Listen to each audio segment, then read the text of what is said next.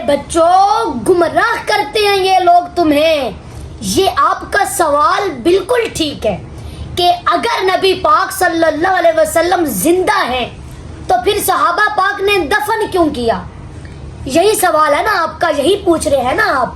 تو اب میں اس کا جواب دوں گا آپ کو قرآن مجید سے, اور یہ دور حاضر کی ضرورت بھی ہے.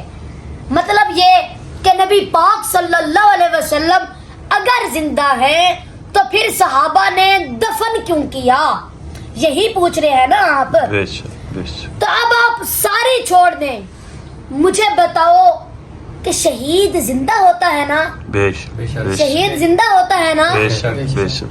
قرآن مجید میں ہے کہ شہید زندہ ہے. تو اب پوری کائنات میں جتنے بھی شہید ہوئے ہیں ان کو دفن کیا گیا یا نہیں کیا؟ کیا نا. اب قرآن مجید میں ہے کہ شہید جو ہے وہ زندہ ہے. میں آپ کو قرآن مجید سے جواب دے رہا ہوں.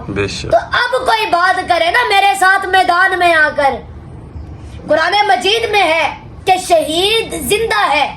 اب حالانکہ شہید کا رتبہ کم ہے اور میرے نبی پاک کا رتبہ زیادہ ہے.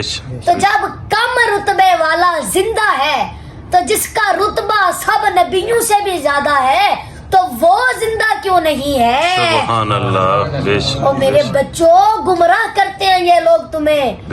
یہی کہتے ہیں نا کہ اگر نبی پاک زندہ ہیں تو پھر صحابہ کرام نے دفن کیوں کیا. یہ میری ایک اور بات نوٹ کر لو, کسی بھول میں نہ رہنا آپ.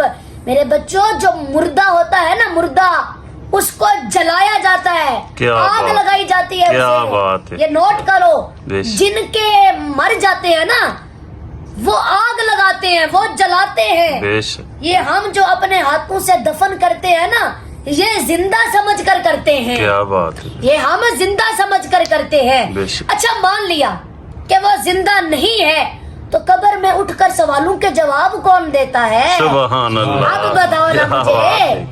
تو یہ موت کا صرف اتنی دیر ہی حکم ہے کہ جب تک بندے کی سانسیں بند ہے, جب تک ہم نے قبر کے سپرد نہیں کر دیا, اللہ کی رحمت کے سپرد نہیں کر دیا, تو یہ موت کا صرف اتنی دیر ہی حکم ہے. تو بندہ جو ہے وہ دنیا بدلتا ہے موت کے ذریعے, اگلی دنیا میں جاتا ہے, برزخ کی دنیا میں جاتا ہے, اور اس کو کہتے ہیں برزخی حیات. تو اب یہ جو آپ کا سوال ہے نا یہ پڑھے لکھے لوگ کرتے ہیں کہ جی اگر نبی پاک زندہ ہیں تو پھر صحابہ کرام نے دفن کیوں کیا. لیکن یہ دیہاتی بندے کو بھی پتا ہے کہ مروں کو پورا نہیں جاتا, مروں کو دفنایا نہیں جاتا, زندہ کو ہی پورا جاتا ہے, زندہ کو ہی دفنایا جاتا ہے.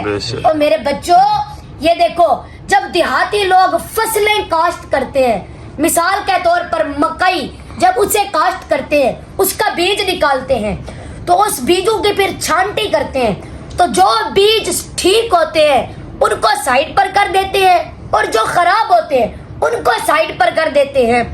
تے انہاں خراب بیجاں نو ساڈی زبان چ کہندے نے کہ اے مرے نے, انہاں نو سٹ دیو, انہاں نو پورن دا کی فائدہ ہے, انہاں نے کیڑا سانو کچھ دینا ہے. تے آ جڑے چنگے نے نا انہاں نو پورو, کیوں؟ کیونکہ کچھ نکلے گا تا صحیح نا. سبحان اللہ. تو اب اس کا مطلب ہے کہ یہ دیہاتی مزاج میں بھی بندہ جو ہے مرے کو جلایا جاتا ہے, مرے کو دفنایا نہیں جاتا, زندہ کو ہی پورا جاتا ہے, زندہ کو ہی دفنایا جاتا ہے. تو قرآن مجید میں ہے کہ شہید زندہ ہے. تو اب میں جھوٹا ہو سکتا ہوں لیکن اللہ کا قرآن وہ جھوٹا نہیں ہو سکتا. قرآن جو کہتا ہے وہ حق اور سچ کہتا ہے.